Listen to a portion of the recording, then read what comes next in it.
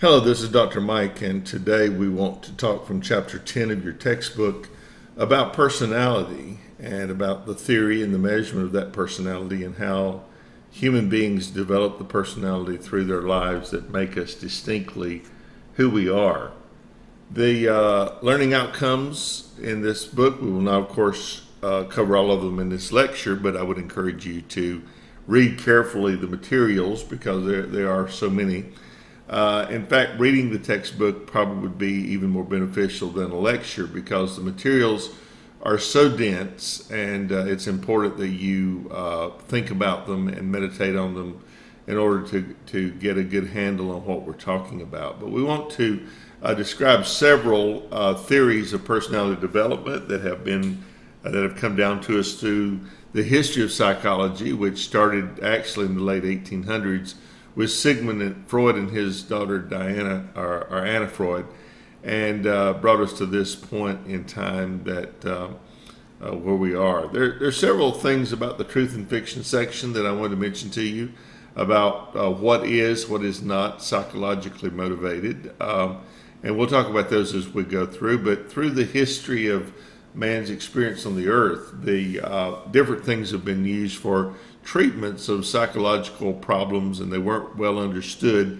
until to the more recent times. And with that, we have actually made some advances toward helping people with their psychological personality disorders.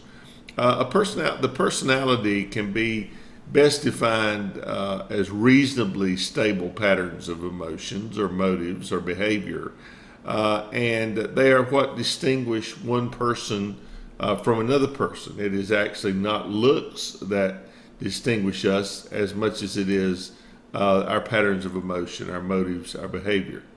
A man by the name of Sigmund Freud in the late 1800s was the first to think about psychology, and before that time, most illnesses were considered to be demon influenced, or that it was a matter of religion, not a matter of science. So Sigmund Freud actually began to develop the science of psychology. Personality, he believed, was characterized by conflict. Conflict is first external and then internalized. And as we take that conflict into our minds and our thoughts, then it can create mental disorders. But behavior is the result of those inner conflicts. What you've gone through as a child, what you've gone through as an adult, all affect our behavior and our psychological well-being. Freud believed that there were levels of awareness in his theory of psychosexual development, that there were basically three: that there's a conscious level, there is a preconscious, and there's an unconscious. The unconscious urges are kept below the surface by repression. We hold those in. People that have a penchant for murder, for instance, will try to hold down or repress the feelings of murder or feelings of anger or any other of a number of feelings. And in that repression, sometimes you will end up with some kind of mental instability or illness. His theory was called psychoanalysis, and that is a form of therapy that's used to explore the unconscious mind. Basically, Freud's theory was, and as you know, if you go to a psychiatrist and lie on a couch and talk, that psychologist or psychiatrist, they're exploring what's on the subconscious or the unconscious mind that is causing you to act out or to feel the way you do or do the way you do. Freud's theory could be looked at like an iceberg. He believed that your id was the unconscious, that which is below the surface. That which is right at the surface of consciousness, the preconscious, and then above that is the consciousness, which is made up of two parts, the ego and the superego. So keep this visual in mind as we talk about what each of these represent. The id is basically the pleasure principle, the things that you want to do, the urges. They can be good or bad. They can be moral or immoral, any of those things. But the id are those unconscious urges that you have that you want to play out. The ego is the reality principle, and then the superego is the moral principle. Say, for instance, this is Monday when I'm making this tape, and you don't want to go to work today. You'd like to stay home in bed. You'd like to sleep late, maybe sit by the pool, enjoy. That's your id, that pleasure principle, wanting you to do something today other than what is the norm. Then you have the ego, the reality principle that says, no, you need to go to work today, because if you don't go to work, then you won't be able to eat. You won't be able to pay your bills. And the superego says, yes, and also you have a very important job and people depend upon you and they want you there. That's the moral guardian. It sets high standards for behavior. You go to work because you are expected there. You have a job. You need to live out your job. So those three kind of work in conjunction. They battle with each other, and whoever wins. Sometimes the id wins, and you just stay home in bed. Sometimes the reality principle wins, and you go to work just because you got to pay your bills. Sometimes you go for higher purposes. Freud believed, interestingly, that a baby, by the time it was 6 years old, had pretty much developed its personality. And it goes through different stages in those years. If you have been a parent, you will recognize some of these as you go forward. The first one is the oral stage. The conflict centers on the nature and extent of oral gratification. A baby likes to suck on a pacifier. It doesn't get anything out of the pacifier other than just immediate gratification. Excessive or insufficient gratification can lead to a baby being fixated at that stage. That's why you take the pacifier at some point away from the baby, because it becomes a habit. And in later life, there are traits and things that emerge that make us believe, or made Freud believe, that you got fixated at the oral stage. People that are addicted to smoking, people addicted to drinking, people that are addicted to eating, all those things are a part of that oral stage fixation. We always have to have something in our mouth to eat, or whatever, strong perfectionism, those kind of things. Then the other stage is the anal stage, which focuses on the control of elimination of waste. This is quite interesting. It's a learn to delay gratification, to wait. A baby does not know how to do that when it is born. It does not know how to control elimination of waste, and so it has to learn that, delayed gratification. This is a issue of self-control. It may bring conflict between parents and children. If you've ever tried to potty train a child, you realize there's a great deal of conflict in that. In the anal stage, the gratification anal retentive traits in future life may lead to perfectionism, strong need for order, exaggerated neatness and cleanliness, or it could be the very opposite of that and be anal expulsive, carelessness, messiness, even sadism is considered to be a part of being fixated at the anal stage.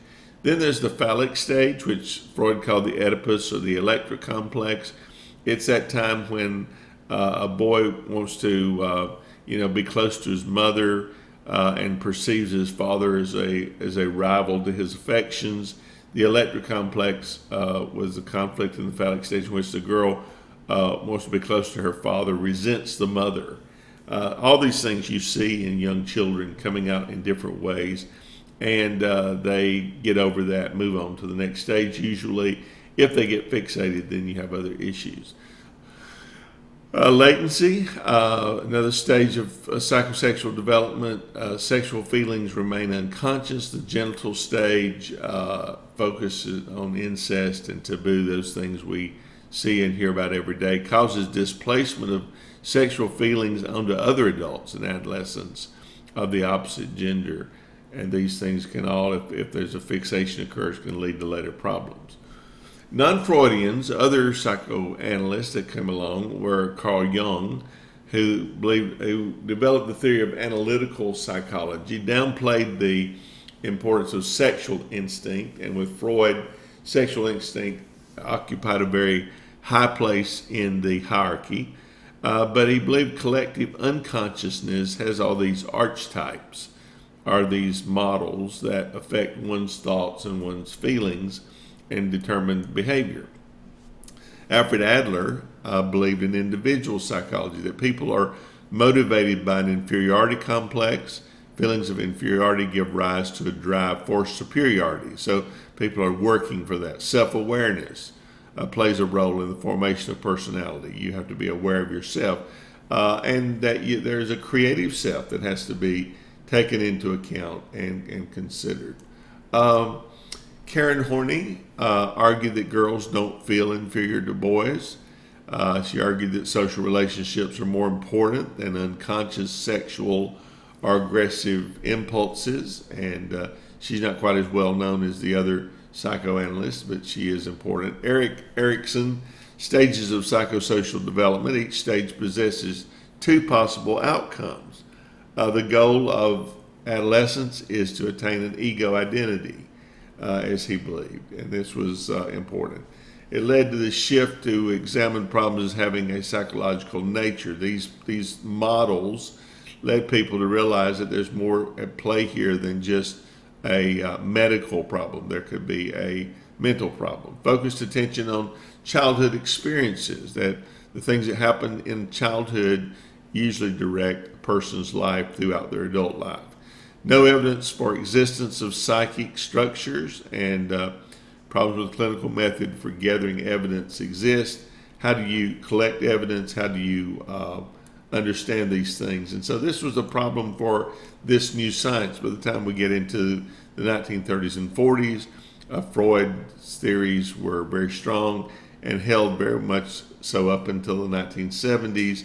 When I first started my psychology degree in 1975, it was very much about Freud and counseling and introspection. I left the degree and came back 30 years later, and psychology had shifted to a real science with testing and measuring and labeling, and that's kind of where we are today. You can take a degree in psychology, and it's almost like doing a pre-med degree. So truth or fiction, biting one's fingernails or smoking cigarettes is a sign of conflict experienced during early childhood. That's probably not true. So then we start talking about traits, reasonably stable elements of personality that are inferred from behavior. So you have certain traits, certain ways of thinking and doing things.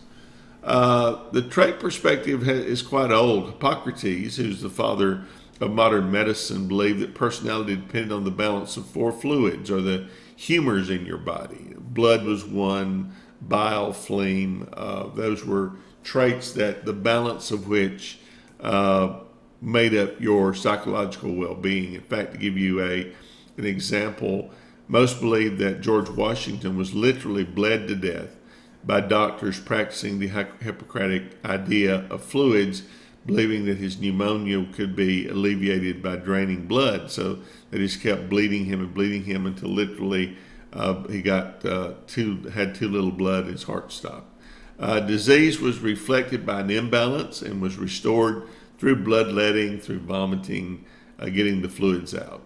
2,500 years ago, a Greek physician devised a way of looking at personality that, with a little tweaking, remains true today, and that is the doctrine of humors. That's true. Bloodletting and vomiting were once recommended as ways of coping with depression. That's true as well. So Charles Spearman began working with what was called factor analysis, that there were heritable traits embedded in the nervous system. Gordon Allport cataloged 18,000 human traits in his study. And so then a guy named Hans Eysenck's trait theory began to focus on relationships between introversion and extroversion, emotional stability, instability, neuroticism, basically. And he organized personality traits according to where they are situated along those dimensions to come up with this interesting chart here. This is the personality dimensions and Hippocrates' personality. So you have all these different traits here that make a person what we would call melancholic or choleric or sanguine or phlegmatic. So you can kind of figure out where you come up on this chart in your personality traits. A lot of different factors. There are 5-factor model that's involved in this: extroversion, neuroticism, conscientiousness, agreeableness, open to experience. Research has shown that cross-cultural application of the model and its relationship with inborn temperaments is healthy. So where do we get these different 5 models here? Extroversion, contrast talkativeness, assertiveness, activity with silence, passivity, and reserve. Agreeableness, contrast kindness and trust, warmth, hostility, selfishness, and distrust.